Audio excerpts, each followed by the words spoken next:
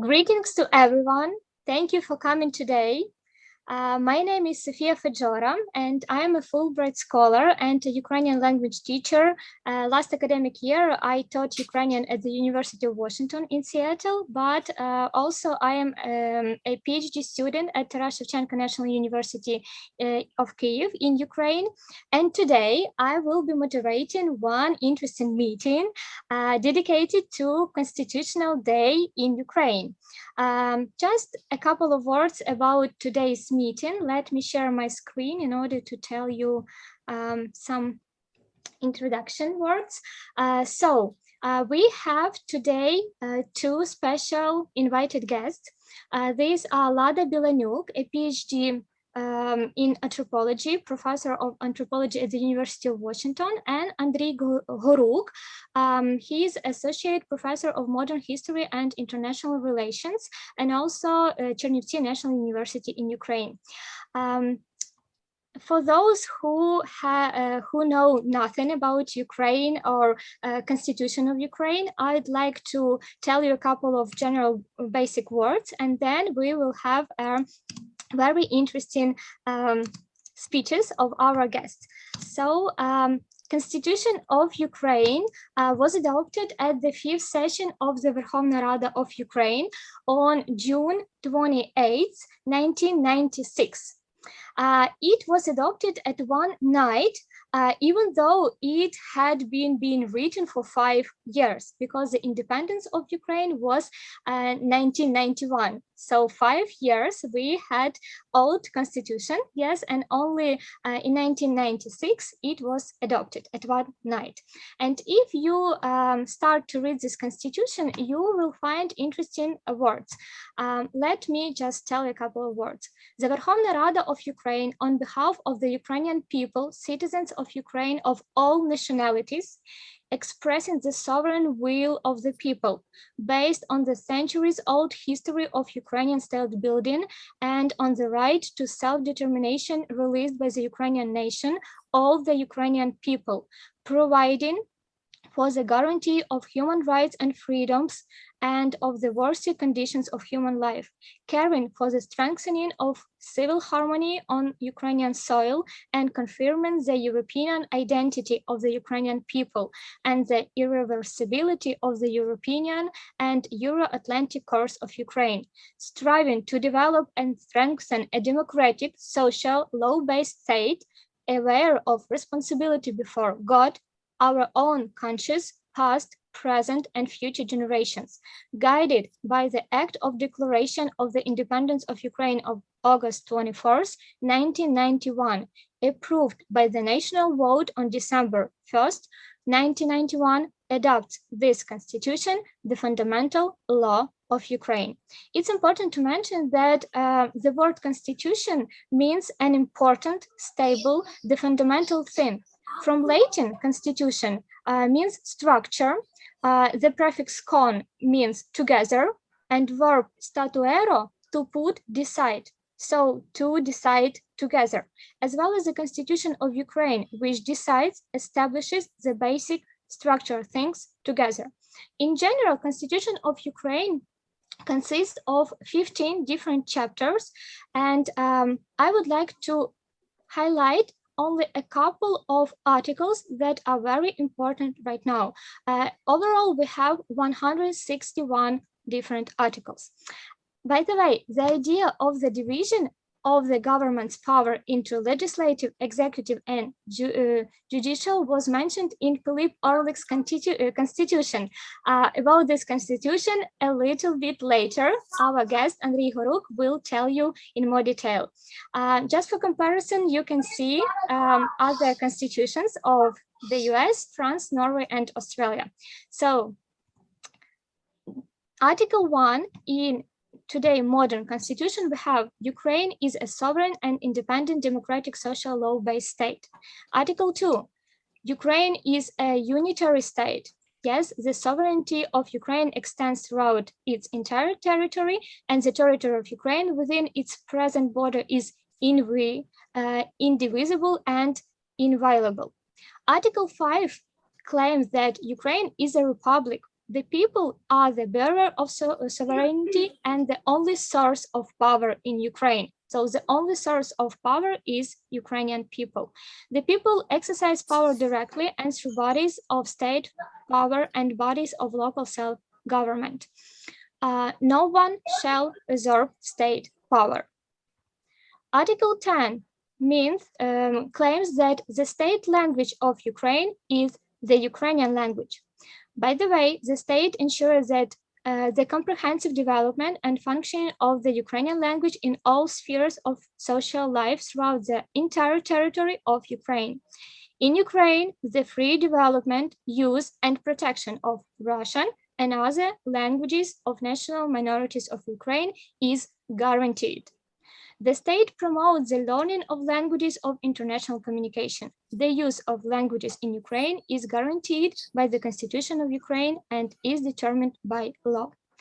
Article 15 also highlights that social life in Ukraine is based on the principles of political, economic, and ideological diversity.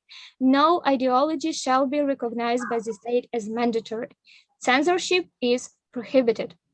The state guarantees freedom of political activity, not prohibited by the Constitution and the laws of Ukraine.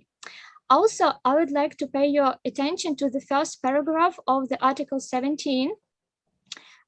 It mentioned that to protect the sovereignty and territorial indivisibility of Ukraine and to ensure its economic and informational security are the most important functions of the state and a matter of concern for all the Ukrainian people. So all Ukrainian people are responsible for our territory and our culture.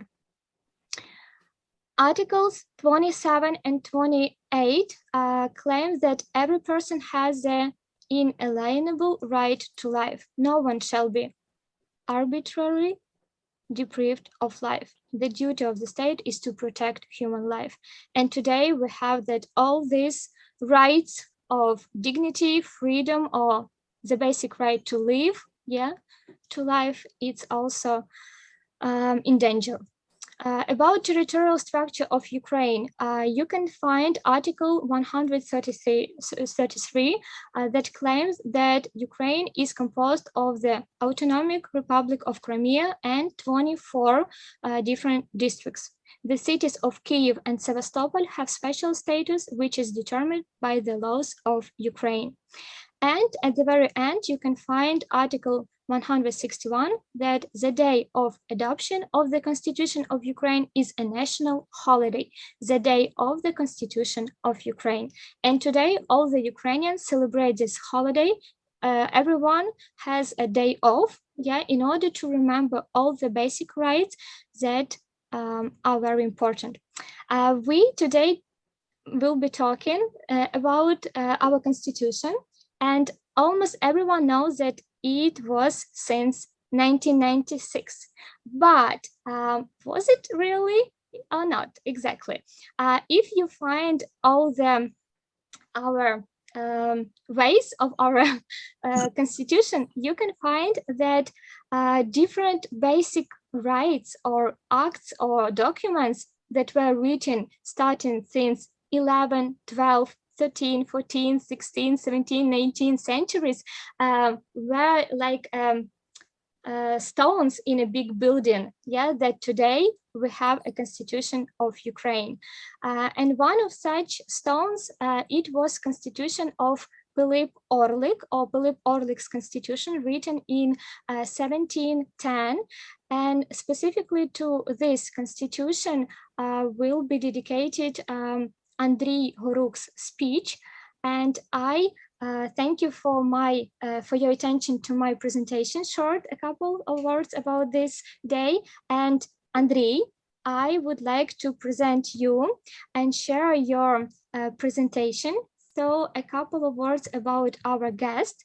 Andriy Horuk we'll be talking about the historical backgrounds, political implication, legal norms, and ideological influence of the Constitution of Hetman Philip Orlik. Andriy Horuk, his research topics are history of Hamhur's Hamburg monarchy in modern age, theory and history of national movements in Central and Eastern Europe in the late 18th, early 20th centuries. He has experience in teaching such courses as History of Foreign Affairs in Modern Era, 16th, 20th centuries, Foreign Policy of the USA, early 21st century, and today Andrei will be explain us and tell in more detail about the first constitution of Ukraine, like Ukrainian Constitution, Philip Orlik, that is considered one of the first world constitutions. So, Andrei, welcome. Hi, good afternoon, everyone. Sophia, thank you very much for brilliant introduction and presenting me. So, as today we are going to be talking about the constitutionalism in Ukraine and Constitution of Ukraine. So, of course, one of the very basic questions, however, still very important, is going to be what are the historical backgrounds of the constitutionalism in Ukraine, or were there any examples of constitutions or any legislative acts that they happen to be implemented into the political and political culture and life of the society in Ukraine in the present times and in the previous centuries. So one of the very best examples of such tradition of legislation and constitutionalism would be the constitution, so-called Constitution of Philip Orlik, or this document is also known under the name Bandera Constitution.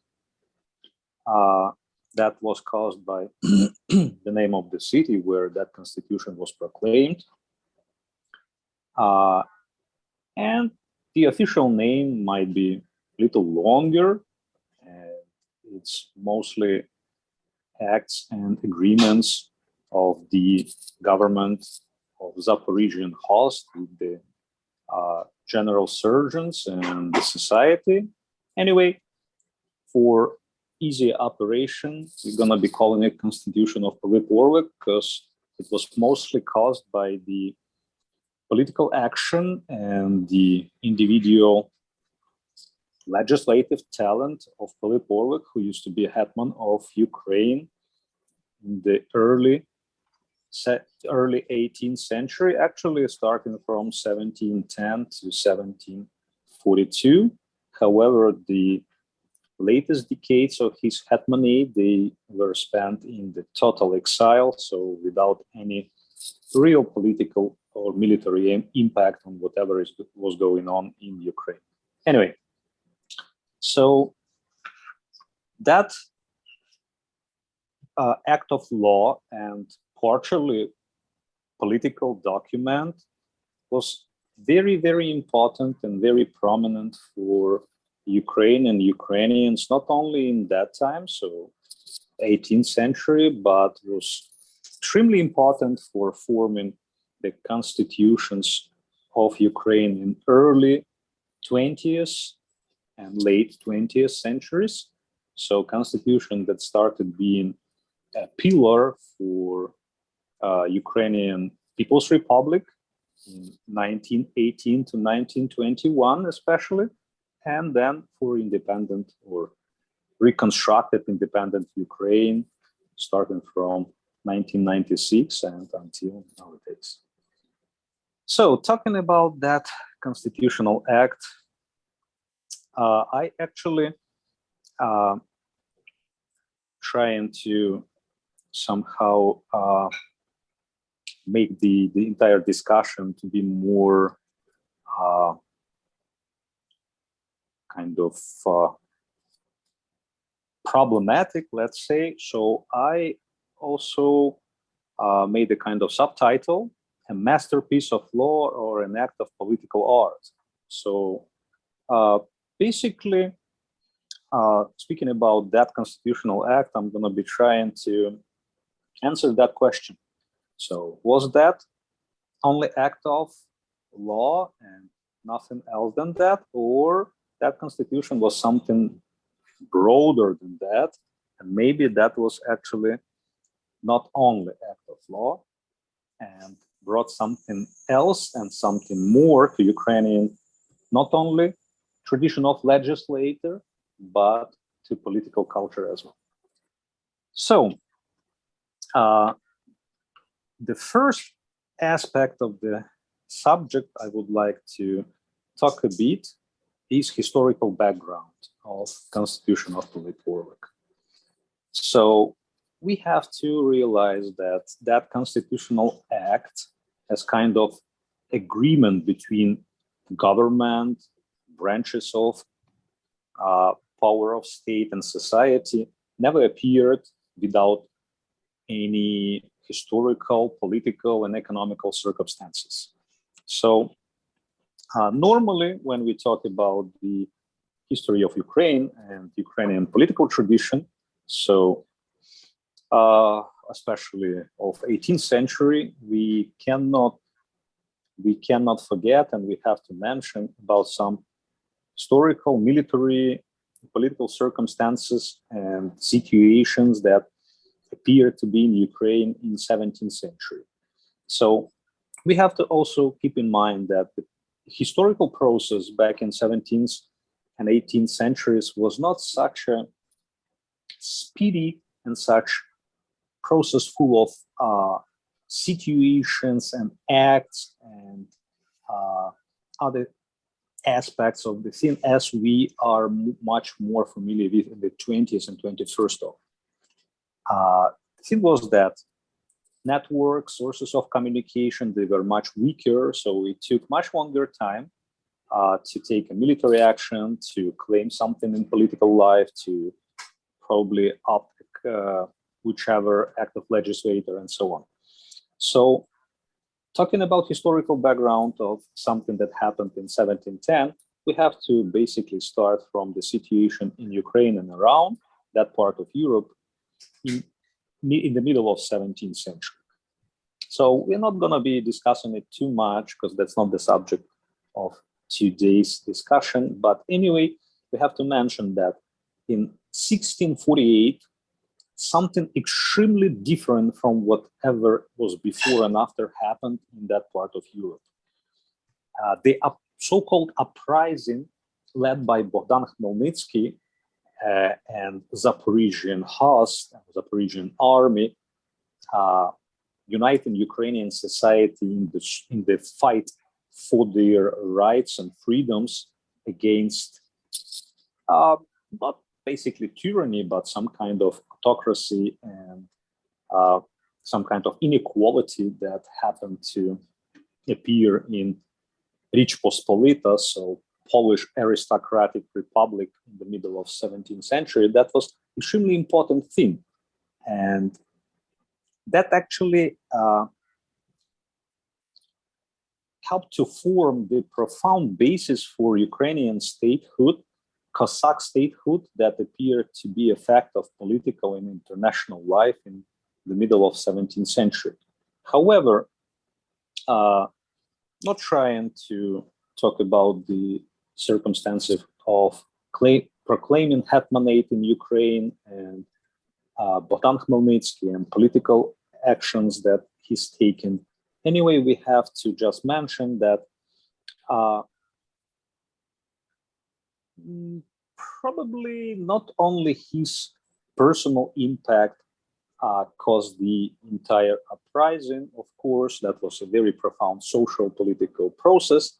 And that actually caused that fact that after the death of Bogdan Khmelnytsky, the other hetmans, they were trying to somehow preserve Ukrainian statehood, and having appeared in the between of superpowers of that time, meaning Moscovian state, Ottoman Empire, Polish-Lithuanian Commonwealth, they were anyway struggling to preserve that statehood and just keep it for further generations. And all these pieces of legislation, all these political agreements that I mentioned in the historical background, so all these things like March articles that Bogdan Khmelnytsky agreed on with the Moscovian Tsar, and then Treaty of Hadych, then Hetman Vyhovsky was trying to use as a pretext to forming the Federation of Poland, Lithuania, and Rus, so Ukraine, trying to keep Ukraine in the European political and cultural sphere and not to maintain the very intense relations with the Moscovian state.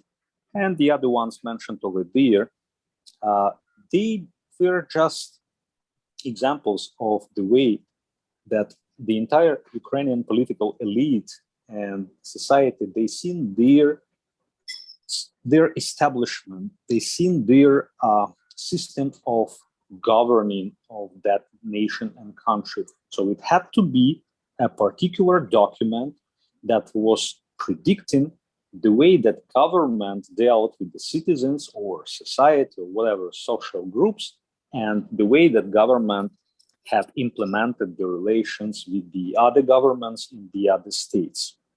So as we see, there were numerous of these documents that Ukraine happened to have between Bogdan Khmelnytsky and Ivan Mazepa, or Philip Orlik, coming closer to that date and document that we are going to be talking much more about.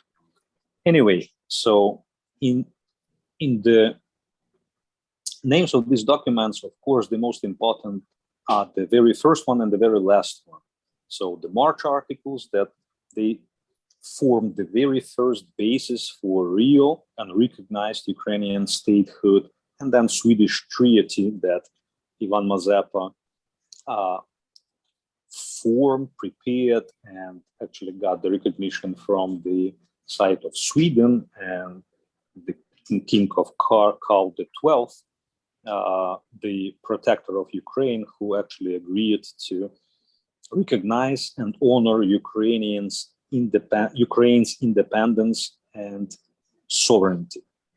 So whatever that happened in that part of Europe, in Ukraine in particular, in the between of 1648 and 1709, was actually extremely important from whichever point of view, not only for Ukraine, but for entire Eastern and Central Europe.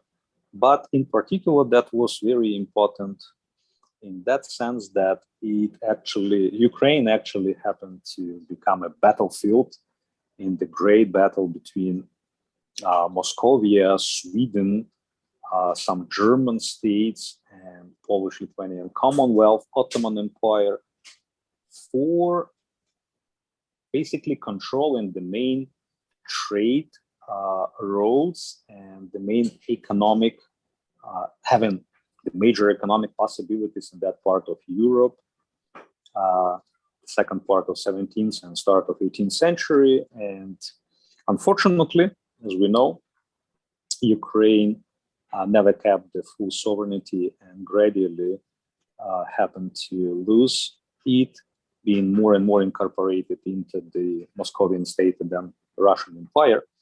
But anyway, all these documents and the political process, they caused that fact that we have the subject to talk about. It's something very outstanding, the document that never happened to be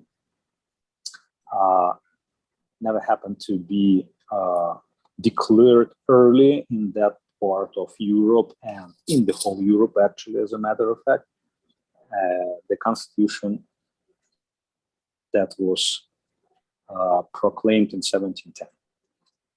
So, few words about political implication.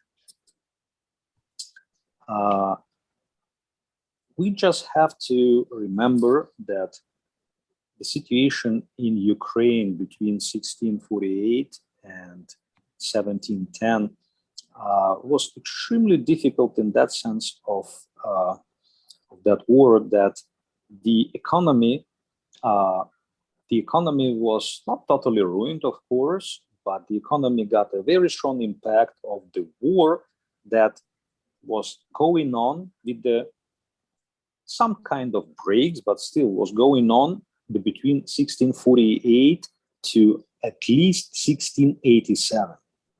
So during almost 40 years, the military actions, they happen to take place in different parts of Ukraine. There's again some breaks, but mostly Ukraine happened to be and became a kind of battlefield. If situation was kind of calmer in, let's say, eastern or central eastern Ukraine, the same time in southern Ukraine or in central Ukraine on the right bank of the river Dnieper, the military actions, they took place and they happened to have a strong impact not only on economy, but on humans' day-to-day life and their culture and the demographic processes in Ukraine as well. So the situation was extremely difficult between 1667 and 1687. So the so-called ruin happened to take place, and that was actually the situation that basically almost in every part of Ukraine, not only fight against the foreign military powers, but fight against the other political parties had took place. Only starting from 1687, when on at least central eastern Ukraine, the Hetmanate under Ivan Mazepa was established, and in that kind of union with the Moscovian Tsar, being only autonomous, but still being basically, or having basically all attributes of the statehood. So the very sad fact we have to mention is that Ivan Mazepa, whatever he was trying to achieve back in 1709, 1710, never reached out the goal and was never able to establish Ukrainian state as a totally sovereign and independent under the protection of the Swedish king. We know that on the battlefield, at the end of the day on the battlefield in 1709, Ukrainian and Swedish army were defeated by, again, Moscovian and Ukrainian army, because partially Ukrainian forces, they got affiliated with the Moscovian Tsar, and that was, again, a very sad story. After the defeat near Poltava, Ivan Mazepa, some Zaporozhian Cossacks, Philip Orlik as his right hand and the closest advisor, Swedish regiments and King of Sweden himself, they had to actually relocate to the territorium controlled by Ottoman Empire and to stay over there for a while, just trying to regroup, to reforce some diplomatic actions and to form a new coalition against Moscovian Tsar, trying to basically make a kind of counter-offensive in all senses, in particular military and diplomatic. And that was actually a key point. So in 1710, the situation within Cossacks in the territorium of Ottoman Empire, that they were trying to see what's possible to actually, how it's possible to regroup in all meanings of that word and maybe to achieve something else and new. The decision was made not to only try to form a political alliance with the other superpowers against Moscovia, but to also take a very different action. And that's clearly actually indicated in the document that we call Constitution of Philip Orlik, that was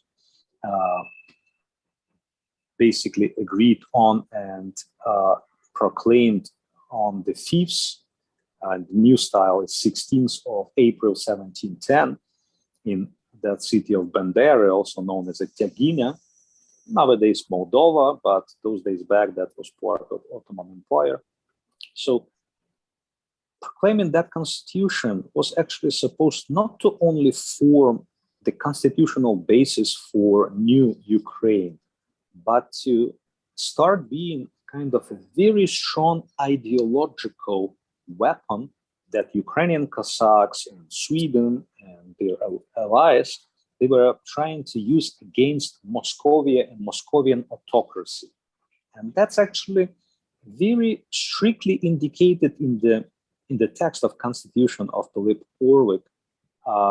In one of the articles, it's clearly indicated, and in preamble as well, one of the articles, that it is kind of fight against autocracy that Ukraine and Ukrainian Cossacks and Hetman Philip Orlik himself, they are trying to arrange in order to form Ukraine as something totally different from Moscovia state.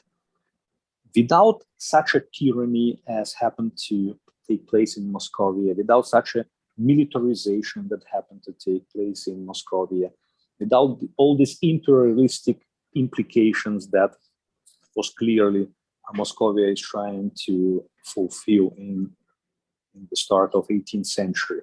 And that's extremely important part of that document. Few words about document itself. So this document, Constitution of Philip Orlik, is formed of preamble, 16 main articles, and oath of Hetman Philip Orlik that he's given to Ukrainian Cossacks, Zaporozhian army, and the society to preserve the constitution and be a guarantor of constitution. So then we have to probably discuss the legal norms that constitution of Philip Orlik offers to us. And the very important thing is to just to emphasize that one of the main principles that we can see in the text of Constitution is actually proclaiming constitutionalism. So in that meaning that in the further political life of Ukraine, it was predicted that literally none of the things related to governing, they were supposed to be arranged without being based on the constitutional norms. That was actually a very new word in the entire European history of constitutionalism, because before 1710, you can rarely mention any acts of law that they were proclaiming the similar idea. Of course, we cannot forget about Habeas Corpus Act in England and so on, but those acts of law, they were not forming such a compendium that was trying to basically arrange all major parts of the life of society in Ukraine in a very certain way. And that way also predicted the division of the power in the state. So it was clearly indicated that none of the parts of the government is supposed to have a stronger impact on the political power and on society itself than the other one. So clearly was indicated that the rulings of judges, of judicial branch of state power, and the acts of law that they were formed in the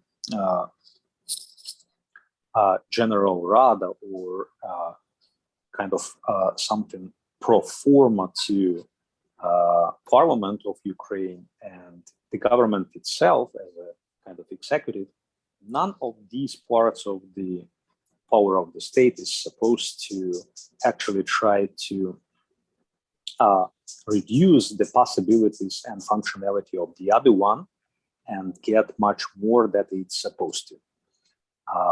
Also, the very important thing indicated in that document was proclaiming the power of law. So again and again emphasizing that nothing, literally nothing within the state is supposed to happen without being regulated by law. And if anything happens to come in contradiction with law or maybe even break it, so the judicial part of the state power was supposed to take care of and just get the proper solution for. And of course, proclaiming freedoms and duties. So the very essential part of modern constitutions that was all indicated in that document. So not only duties that happened to be indicated in the acts of law earlier in Ukraine, in Polish-Lithuanian Commonwealth, but also freedoms, and that actually had some roots in the Polish-Lithuanian political tradition, but anyway was not indicated so sharply, and was not actually made an essential part of the entire constitutional document early. So a few words about the immediate impact of the constitution on the situation in Ukraine and around. So we have to actually state that between 1710 and 1714, the constitution of Philip Orwick happened to be an act of law in power in part of Ukraine, mostly in southwestern part of Ukraine, where Philip Orwick as hetman and Zaporizhian army as the military forces, they were actually controlling the situation until basically 1714. Then, as a consequences of the military actions of Moscovia and its alliances, the territorium on which the constitution of Philip Warwick was has been fulfilled, that territorium was extremely reduced. And then later in 1720s, Philip Warwick happened to appear in the situation that he has basically been considered a hetman in exile, kind of emigre political actor, and those military forces and political and Ukrainian politicians who actually supported him, they had to make a choice to either recognize that they do not want to become emigres as well and come back to Ukraine and maybe be prosecuted or punished by Moscovian Tsar and his executives, or maybe stay in the other countries and just get into the political, military, or state service of those countries. However, in 1730s and 1740s, when Philip Warwick was still very active in his political actions, we can see the strong ideological influence of Constitution of Philip Warwick on not only Ukraine under late hetman's ruling and Moscovian ruling, but on the other countries as well. Because we have to keep in mind that during 1730s and 1740s, there were few very difficult political questions in Europe. One of those was actually a situation around Polish-Lithuanian state and problem of some political disintegration processes that actually took place over the year. Then another issue was situation around Habsburg lands and the dynasty that actually appeared to be in the situation that they were about to lose their political power in Central Europe and to stop basically govern the lands of nowadays Czech Republic, Slovakia,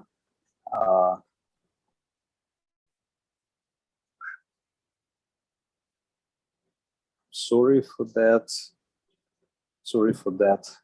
little trouble. I'm back again. And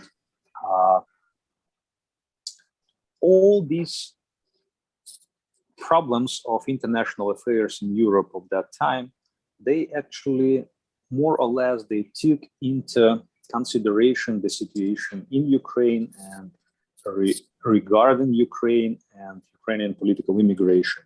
And when it happened to come to having negotiations with the Hetman Philip Orlik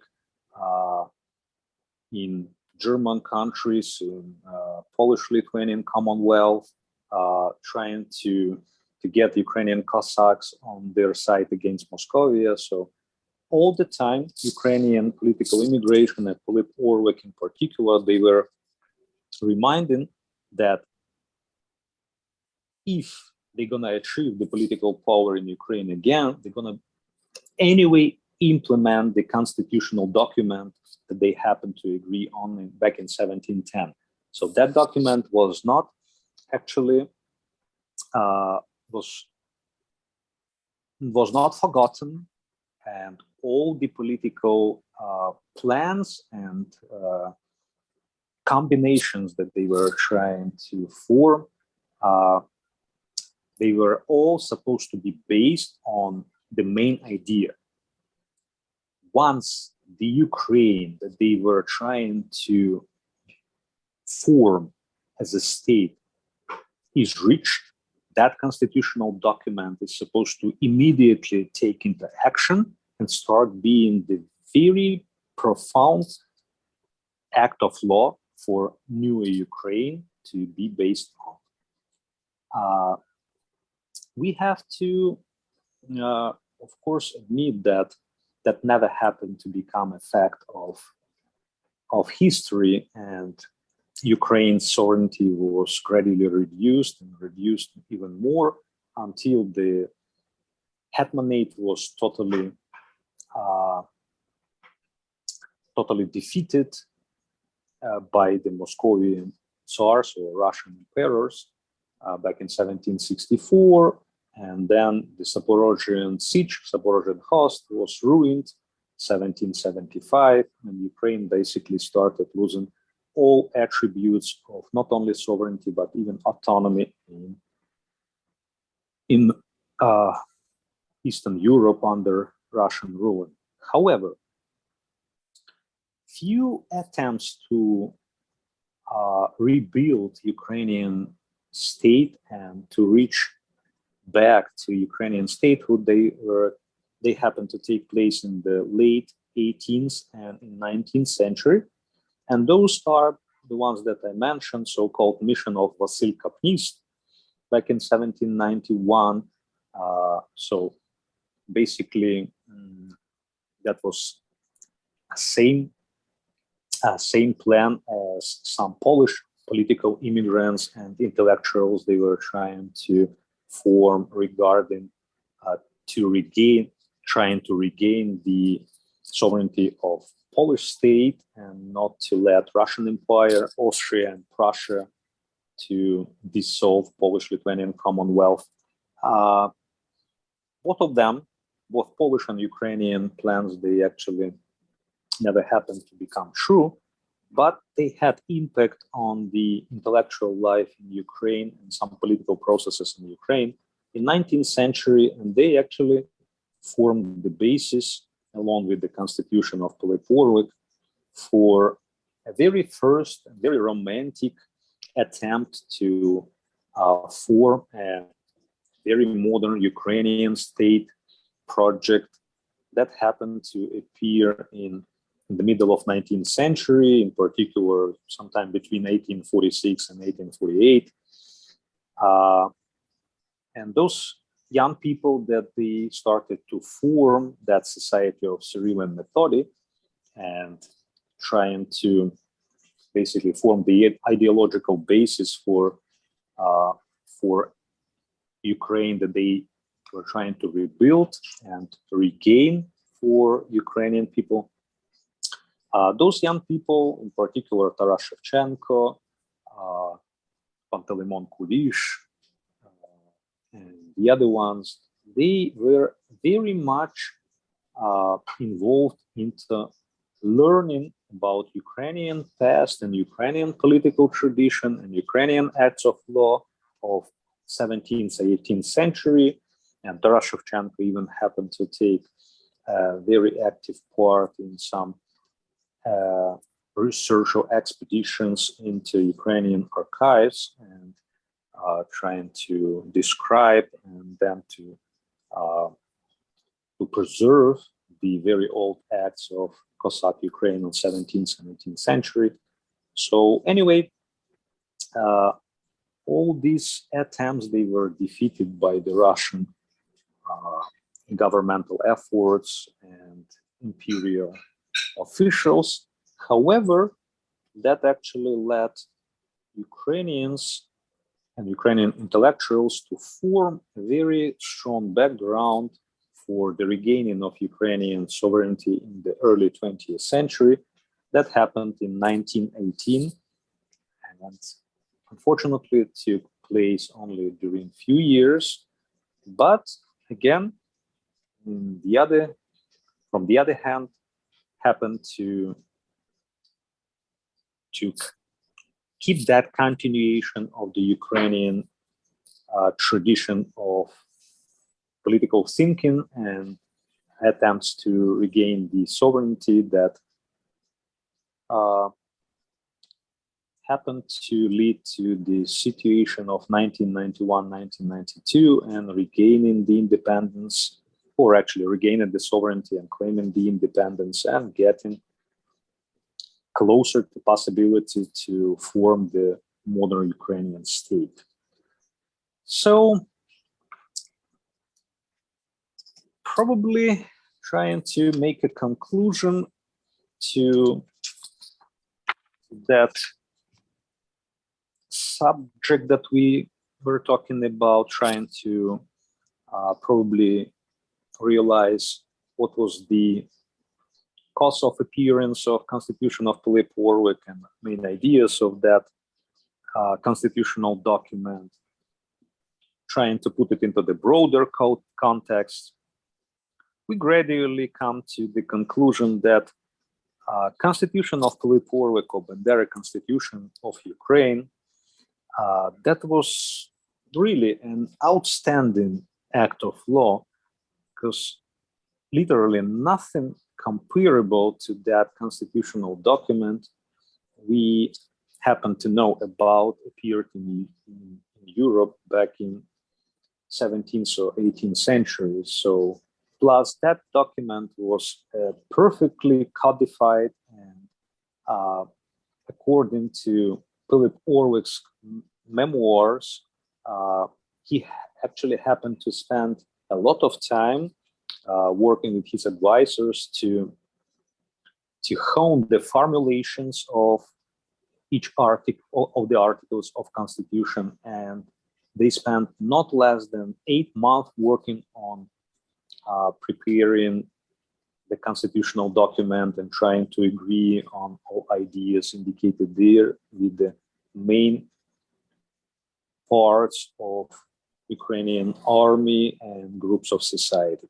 So unfortunately, that political action and that act of law never happened to be fulfilled in full.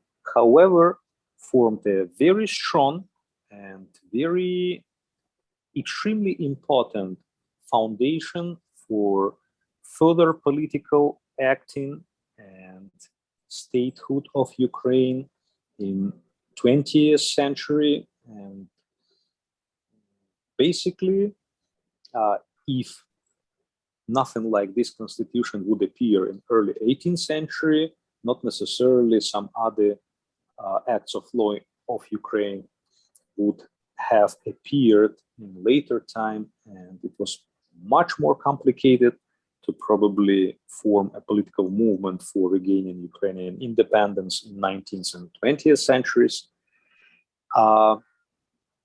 And as kind of post-set and postscriptum, just few words about Constitution, not as an act of law or act of political art, but constitution as just document itself.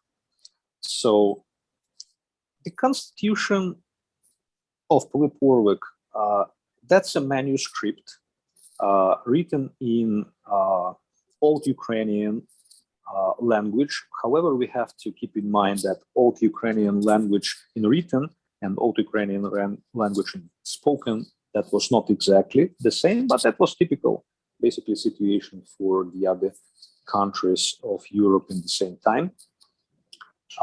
So that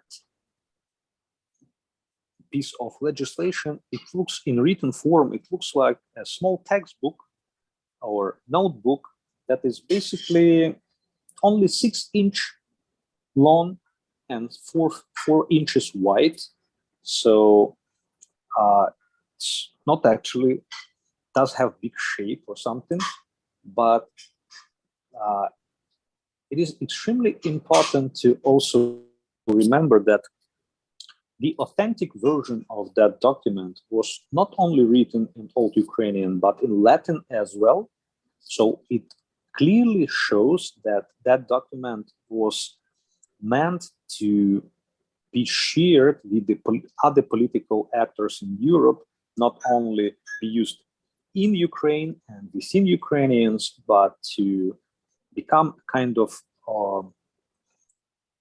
a sort of international treaty or something, because one of the very important parts and conclusion of this constitution, that was a confirmation by the Swedish King Karl XII that he agrees on this constitution as a protector of Ukraine, and he actually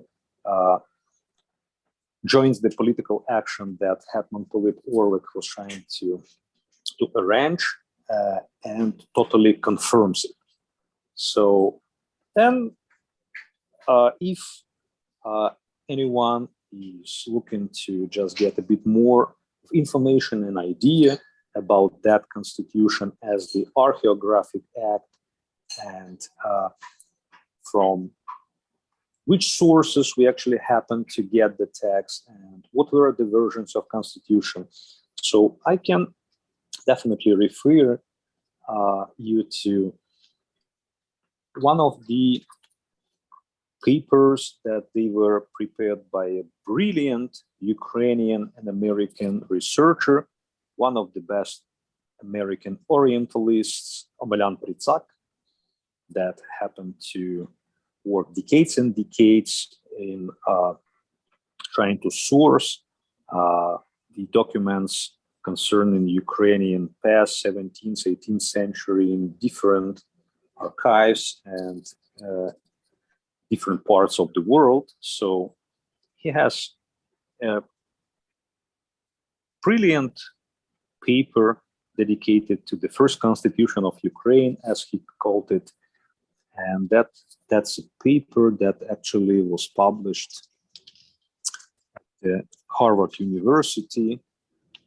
And it is totally available to check on it online. So Omelian Pritsak, the first constitution of Ukraine, 5th of April, 1710, did the analysis of the authenticity of old Ukrainian and Latin versions of the text of constitutions, and some remarks regarding Philip Warwick's and his son Grigor Warwick addendas to the text of constitution. So this is briefly, that is briefly all I was trying to speak about today regarding the constitution of Philip Warwick as the first act of law in Europe in early 18th century, and about the Ukrainian political and cultural process 17th, 18th century, and the impact of constitution of Philip Warwick of nowadays Ukraine. Thank you. Andrei, it's wonderful. Thank you so much for such an amazing presentation. I didn't know many of the things that you mentioned. And actually we have Veronika Pshenitska's comment that she also thanked you. And she didn't know the first constitution had such a great impact on the whole world. So thank you so much. If you have any questions, all the questions will be at the very end. And today, please let me introduce our another speakers, Lada Bilanyuk, Professor Lada Bilanyuk. She will be focusing her attention on the trajectory of language legislation in Ukraine since 1989, especially on the implications of the naming and categorizing of languages in Ukraine's constitution and language laws. Lada Bilanyuk, she is PhD in anthropology and a professor of anthropology in the University of Washington.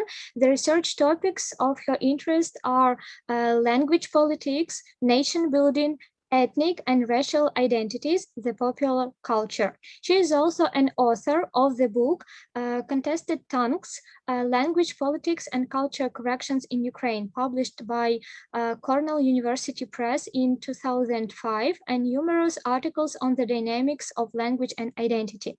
Currently, she has been working on a book on the politics of popular culture in Ukraine, and we hope it will be published very soon. So Lada, please keep us updated. And welcome. Thank you. I'll share my screen with you. Here we go.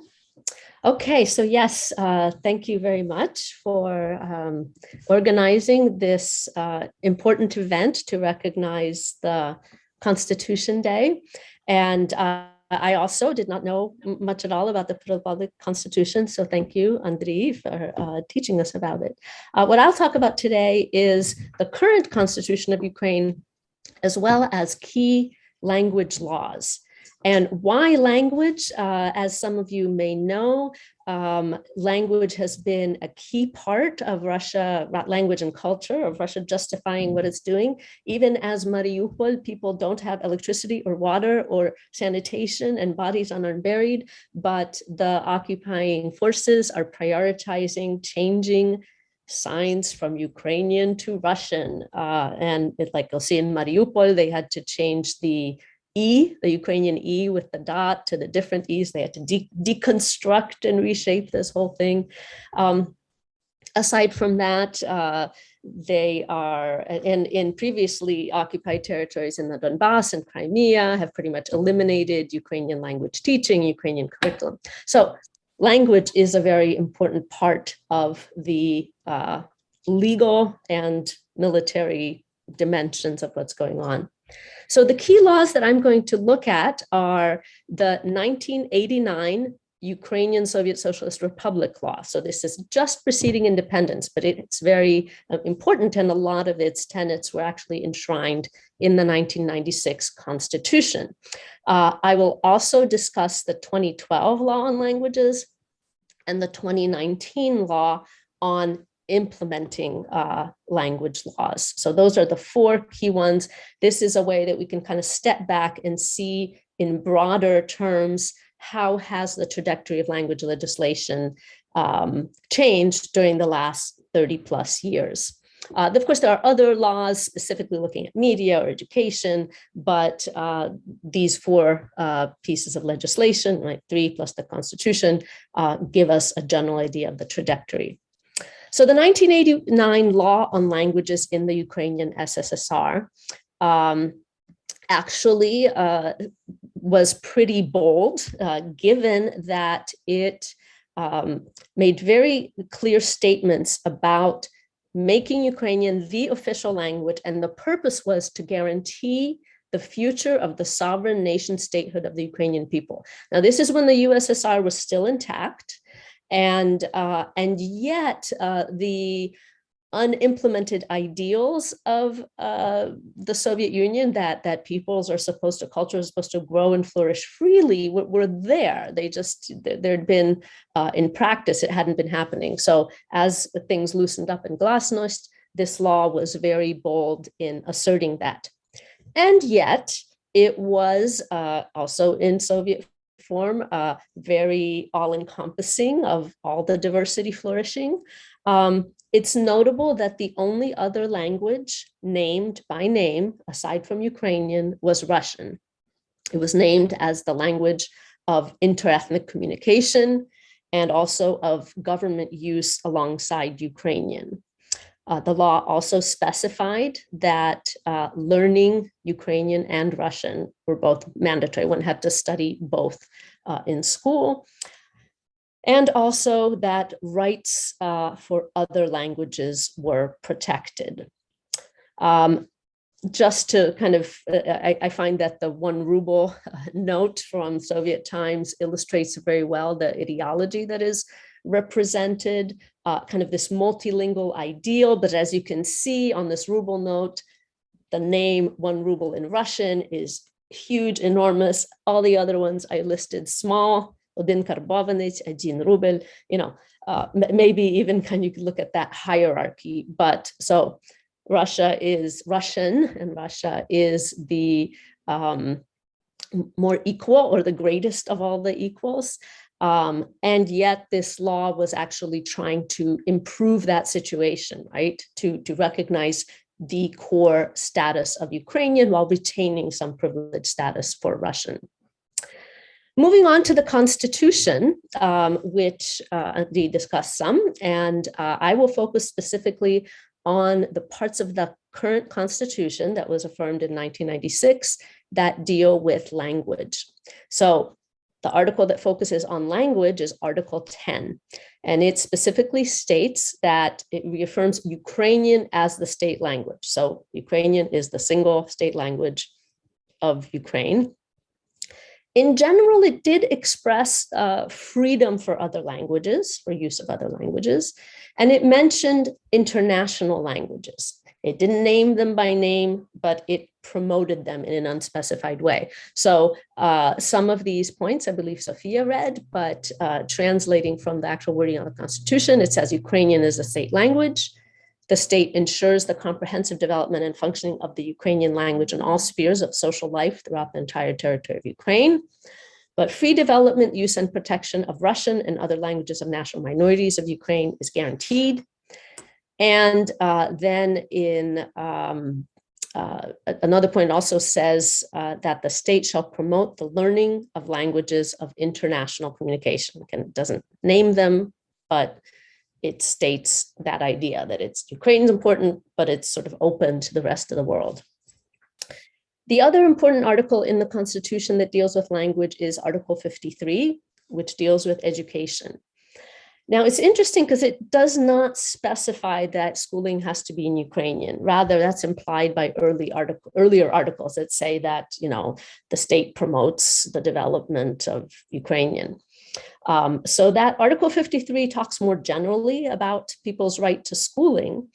And the part that actually deals with languages more specifically, I'll read here the translation, that citizens who belong to national minorities are guaranteed the right to receive instruction in their native language or to study their native language in state and communal educational establishments or through national cultural societies. This is interesting because it guarantees this right, and it guarantees it in state and communal educational establishments or through national cultural society. There's no specification. Is the government going to fund this education? Is this required?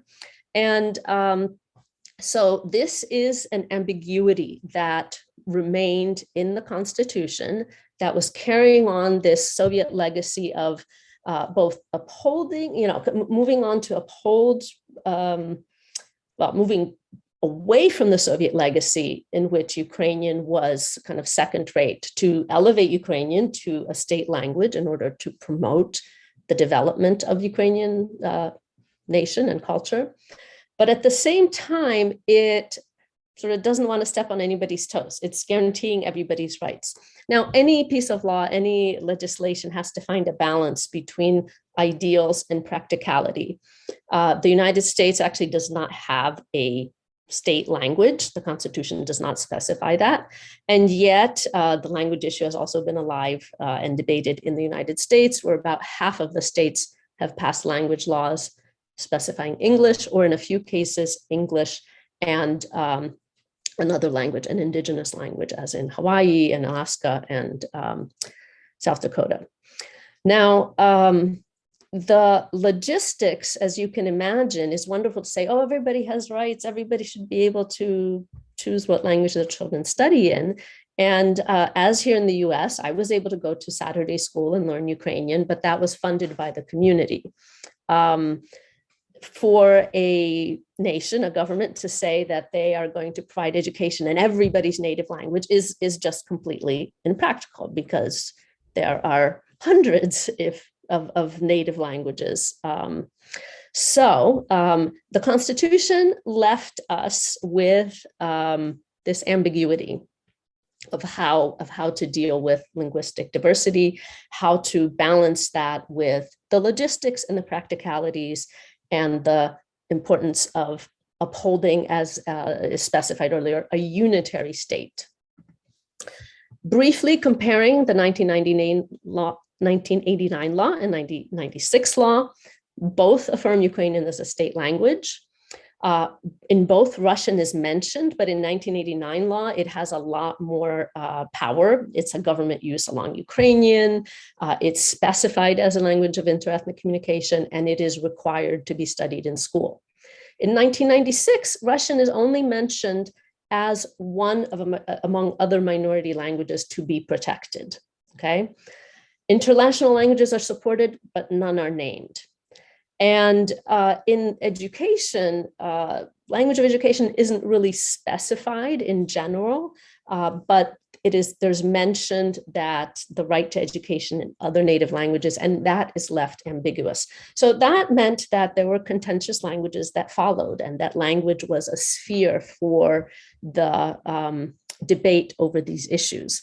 So the next of the 4 language laws that I'd like to discuss is the 2012 law, often referred to as the Kivalov-Kolesnichenko law. And you can see here on one of the signs that says, away with the language law of Kivalov-Kolesnichenko written in the Kremlin. And here you can see Mr. Kivalov cozying up to Putin, and Kivalov and Kolesnichenko themselves in the lower right-hand corner. What this law did under President Yanukovych, it was an effort to try to give Russian more of a formal status.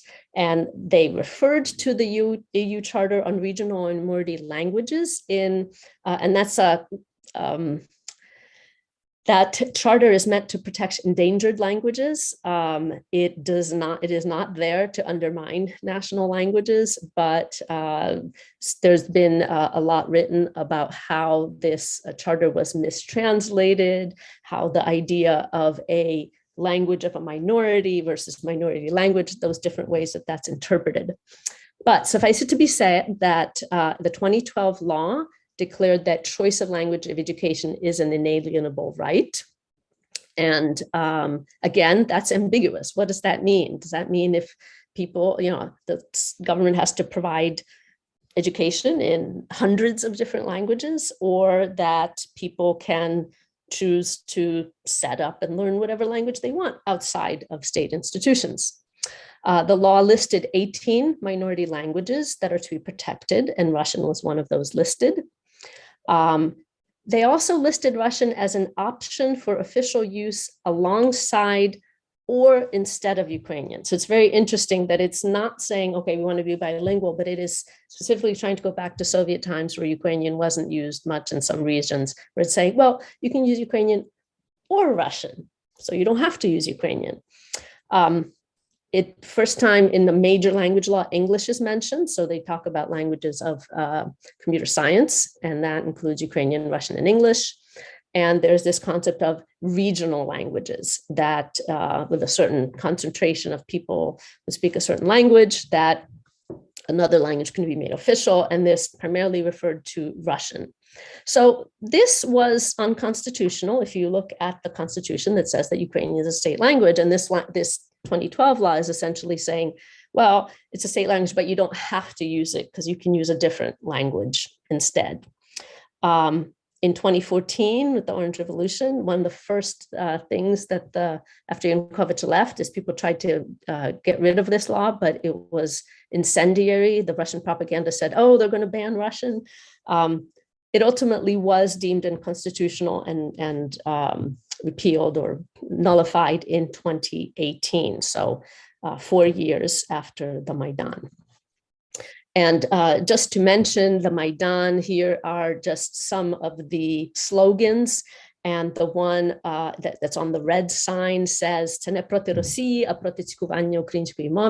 this protest isn't against Russia, but against the bullying of the Ukrainian language. So among human rights, rule of law, against corruption, along with that, it was, well, so that people can have the right to speak Ukrainian and not be bullied and shunned for that. So the last law I want to discuss is the 2019 law on ensuring the functioning of Ukrainian as a state language. So 1989 Soviet law, the Constitution made Ukrainian official, but it wasn't functioning as such. And there were all these ambiguities, which the 2012 law tried to exploit. So the 2019 law sets up, tries to implement the idea in the Constitution that Ukrainian is the official language. And it sets up bodies that help regulate and support the use of that language. So they're saying you need to know Ukrainian. Knowledge of Ukrainian is required in public, not in private. You can speak whatever you want in private. And also, even in a public position, if somebody asks you, can they speak a different language to you, and you know that different language, you are, free to do that. But you do need to know Ukrainian. And part of this was the problem because people would go to an office or in a university or a business and asked to be served or dealt with in Ukrainian, and they would be refused. And it's like, well, how can people do that? This is the state language. So it supported Ukrainian.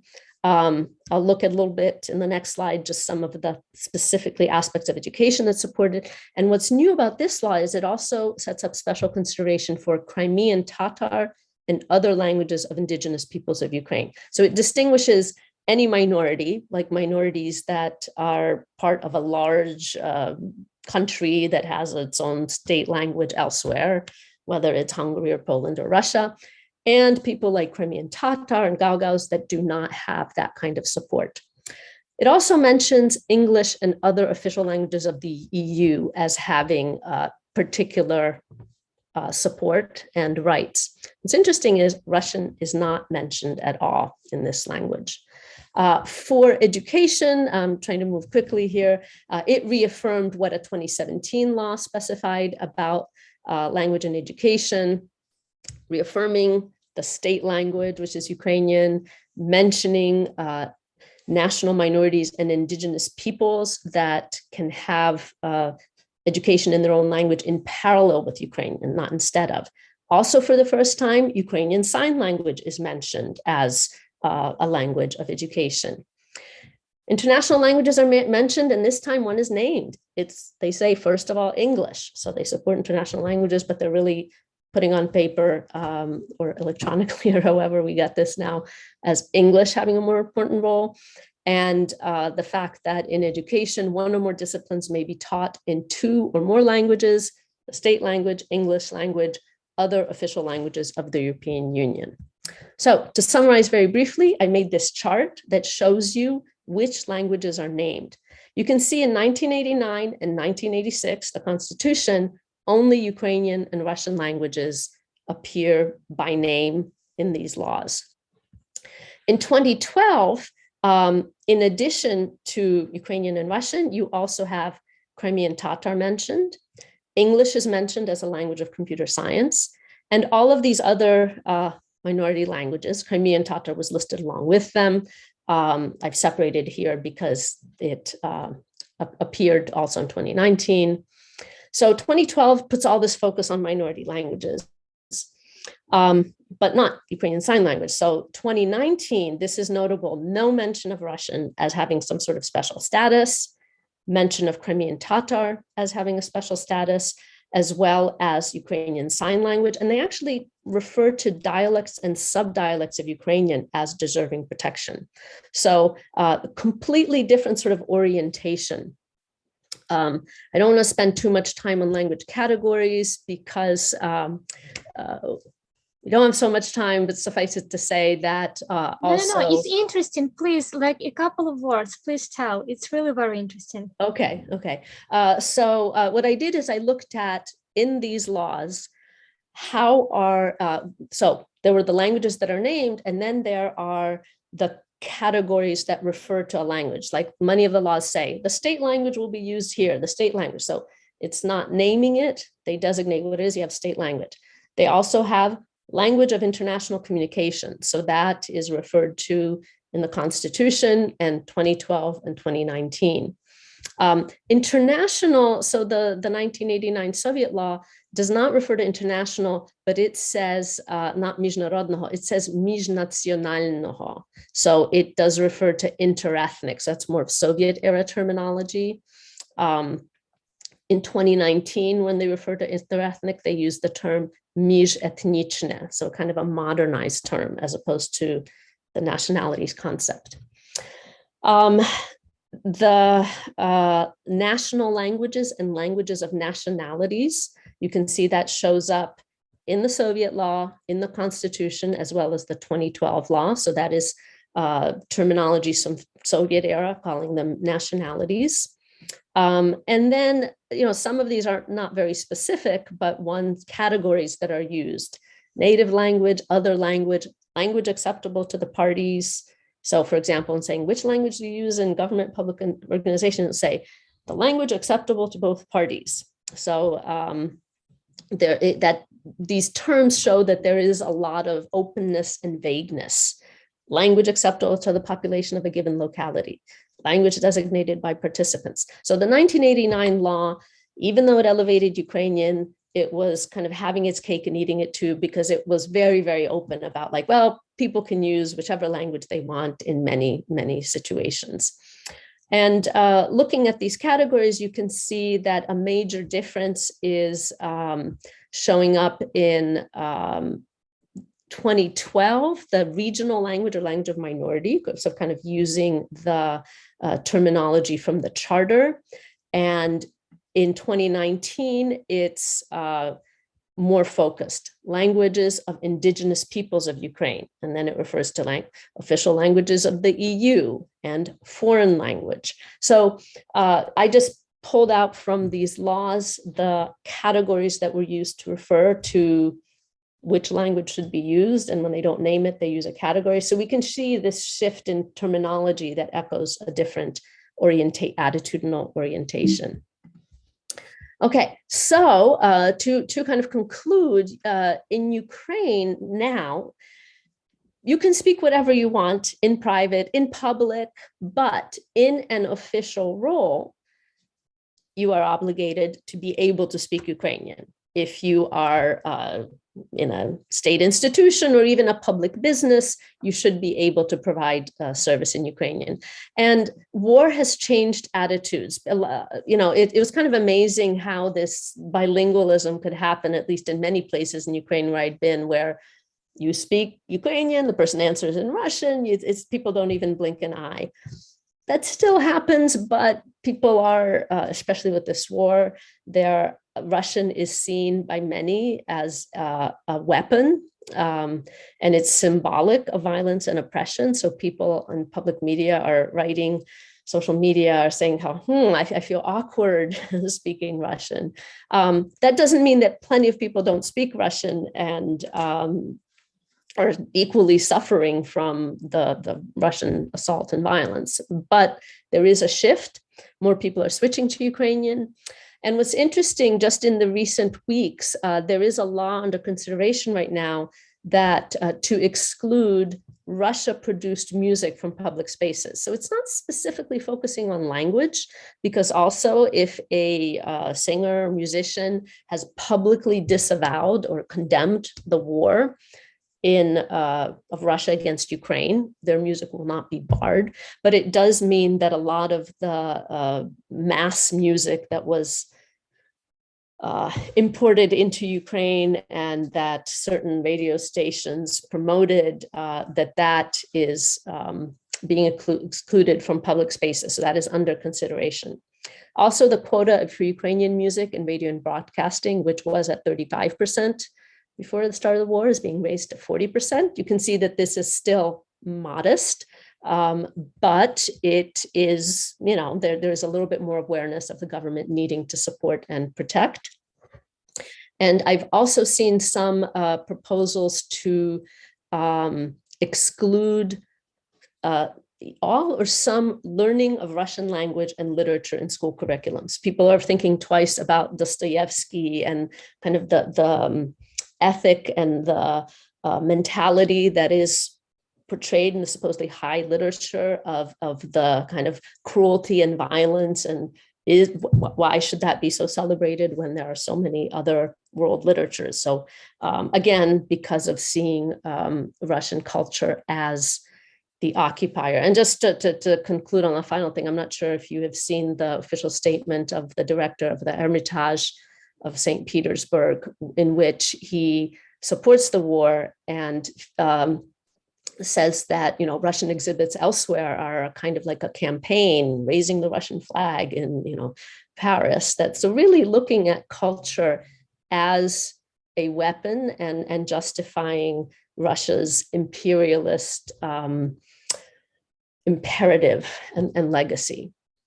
So that hopefully gives you a little bit of snapshot of the last 30 or so years in the trajectory of language laws.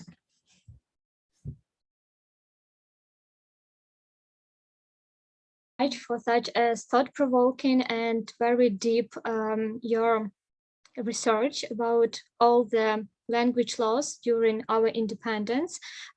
Please, our audience, if you have any questions, please feel free to text in a chat, or you can just unmute yourself and ask orally. In the meantime, I would like also to publish Constitution of Ukraine in Ukrainian and in English as well, for those of you who are interested in reading the whole document.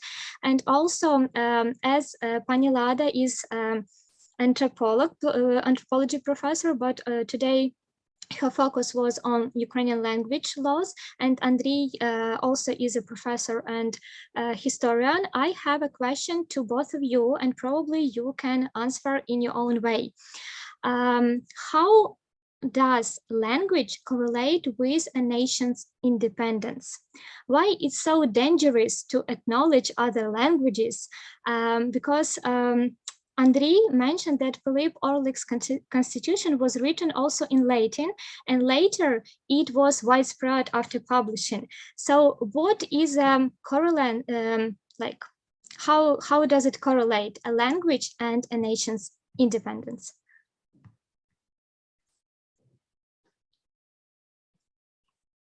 Please, Lada or Andriy, do you want to go ahead, or I can? Okay, if you don't mind, I've just a few things about, few thoughts about it. So we have to probably take into consideration that fact that the modern political ideology of the statehood was gradually formed under the impact of the French Revolution, and not only and the ideas of Enlightenment, but it all happened in late 18th and then 19th century. So when it comes to the circumstances that took place in the late 17th or early 18th, so even in the first part of 18th century, the political reality and cultural reality was slightly different. So Latin was considered as kind of, still was considered kind of lingua franca of those days, and that was still the main language of the international diplomacy. So only in late 18th, early 19th century, it started to be gradually replaced by French. So the idea of actually publishing the Ukrainian Constitution back in 1710 in both languages, so authentical version in Old Ukrainian and in Latin as well. So usage of Latin was probably meant to somehow let the powers, political powers of those days Europe, let them know that in Ukraine happened something extremely important that had impact not only on internal life of the country, but on foreign affairs in Europe as well. So then when it comes to the situation that took place in Europe in late 19th or then in 20th century, so language started to be much, much more important as a not only instrumental thing, but as a part of the ideology of the statehood. And that was all caused not only by political process that took place in Europe starting from the late 18th century, but as well some intellectual trends that they took place in late 18th and 19th centuries, in particular the literary process and the ideology of Romanticism. So a very good piece of example might be that decision that was implemented in the newly formed state of Czechoslovakia back in 1918. So literally almost every adult person in at least 2 out of 3 provinces of Czechoslovakia was able to read and understand and write in German. And that was very dangerous that German was so well known and was considered a language of the high culture, literature, and so on for the newly formed state, because German was still able to keep being as an alternative language of the statehood. So to cut it off and not to let the political implications from Germany and Austria and so on to have a strong impact on the newly formed statehood of Czechoslovakia, it was clearly indicated in the constitution of that country that the only languages that are considered the languages of the state are Czech and Slovak. And then kind of particular status got the languages of ethnic minorities, but they never included German. So when under the very strong political and military pressure that German Reich, governed by Adolf Hitler, started placing on Czechoslovakia in late 1930s, when they implemented into their law the new norm that German is also a language that might be used in parallel to Czech and Slovak in the parts of the country settled by or inhabited by ethnic Germans.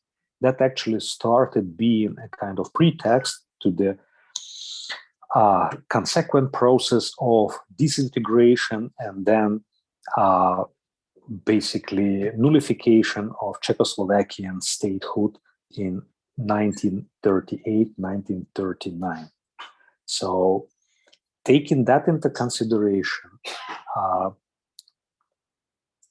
in whichever country that happened to be newly formed or reformed and still had to deal with some kind of post-colonial aspects in the political process and cultural life, letting the language of the previously colonial metropole to be commonly used and function as the parallel language in public and in official documentation might be extremely bad idea to be and might cause a huge trouble for that kind of statehood, which unfortunately we can see as an example in modern Ukrainian state.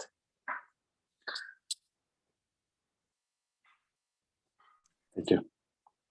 Yeah, so I would just like to add what Andriy mentioned about the sort of 18th, 19th century, this romanticist ideology that somehow a people was an organic thing and a land, and this is when nationalism emerged.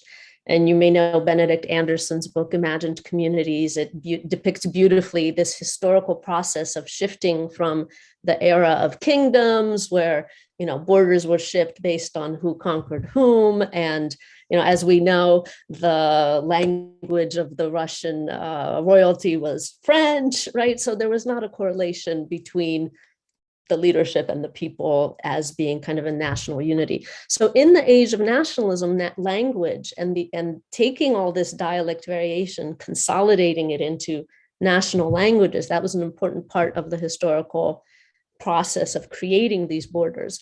And right now, we are still pretty solidly in the age of nationalism, whether through the Olympics or Eurovision and, you know, the UN and NATO, even though there's so many transnational structures and the EU, you know, there's some moves that are moving beyond the nation state, but we haven't really moved past that yet. I think perhaps it's hard to envision because it's so basic. Now, is it threatening for a language to, you know, for not to be one-to-one correlation? Well, right now, Spain is not trying, you know, to conquer Argentina or Mexico or anything like that. And they share a language. And there are countries that have more than one language. And yet there's an excellent book by Volodymyr Kulik in Ukrainian where he assesses language situations all around the world. You know, we hear about Belgium having 2 languages. Well, there is a lot of internal strife and lack of unity over that. Switzerland with its 4 languages is more stable, but it's not like, you know, it's heavily managed and it's not really that idyllic. Push comes to shove, you need to have police officers understand the public, and you need to have education in a certain language, and you need voting in a certain language. And you have to find that balance. It can't be unlimited languages. Here in Washington State, I've been collecting them. All of my medical insurance information comes with a page of about 30 different languages, statements in each language saying where you can call to get information for translating. And so the state does give funds into Amharic and Vietnamese, and Japanese and Chinese and Ukrainian and Russian, and it's a long list. It's not all languages. There are between 6,000 and 7,000 different languages in the world right now. So, of course, it is impossible to equally support them. So it's a fine line between the idealism of freedom and inclusivity and the logistics of running a state. And I think what's shifting from the 19th century idea of it somehow being organic, that the language in the nation has, the land, the language in the nation is one unit. I think now it's becoming more of a civic choice. And we definitely see that in Ukraine. In my research, a lot of the activists for Ukrainian sovereignty and culture and Ukrainian language are ethnic Russians, or people who grew up speaking Russian. It is a choice that people are making, and it's not predetermined by blood. People support the Ukrainian culture and political system and want to be part of that, and so they are choosing to support Ukrainian. Now, there's not complete agreement. Democracy is messy, and there is multilingualism in Ukraine. And I think the key thing that it's not an even multilingualism, right? Russian has the position of having been a colonizing language, a language of power, and a long history of Ukrainian being forbidden and disparaged. So that is where Ukraine is right now. And if we compare, to the United States, the fact that in the last 10 years, Alaska has given 20 indigenous languages state status alongside English. A few years ago, South Dakota gave the Dakota group of languages state status. that represents perhaps an ideal that these indigenous people have rights, but we have to keep in mind that they're not giving all of the languages that people speak. I mean, there's actually more German native speakers in South Dakota than speakers of the Dakota indigenous languages. So it's a combination of rights, but we, you know, looking at that right now, nothing is threatening the status of English. So I think for Ukraine, as Ukrainian language has maintained itself as the state language, Ukraine has maintained its sovereignty and is fighting for it. People have become a little bit more comfortable. So even with purism and sort of being afraid of surjik, people I think have eased up on that a little bit. Now it's hard to say because in a time of war, everything gets more heightened, especially when Russia plays into this by, you know, banning Ukrainian schools and changing signs.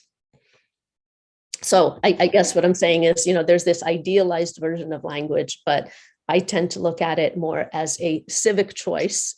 And there's something just practical about it and symbolic, right? People are making a symbolic choice. Yeah, I totally agree with you. Thank you for your amazing thoughts.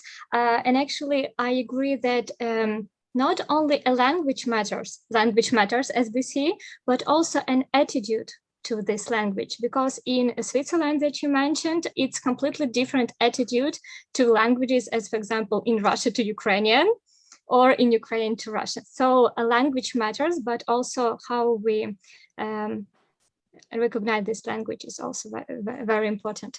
Thank you for your thoughts. And please, if everyone has any questions, feel free to unmute yourself and ask orally or put your questions in a chat.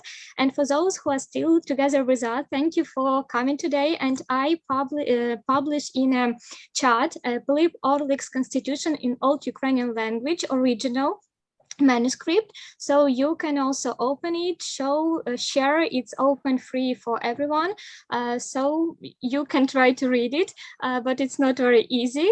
Yeah, and thank you for today's meeting. It was really, really important. It was really thought-provoking and very, very interesting. Thank you for coming, and we are going to publish this recording on YouTube channel, so you will have access to this video, and please share with everyone who is interested in Ukrainian Constitution, Philip's Orlik Constitution, and actually in everything that can help us to defend our independence. Oh, and now we can read many, many thanks messages. So thank you, very informative. No question, thank you for speakers. Today's our speakers were Andriy Horuk, a PhD in history, and Lada Bilanyuk, a professor of the University of Washington. Thank you and have an amazing evening. До побачення. Слава Україні! Героям слава! До перемоги разом!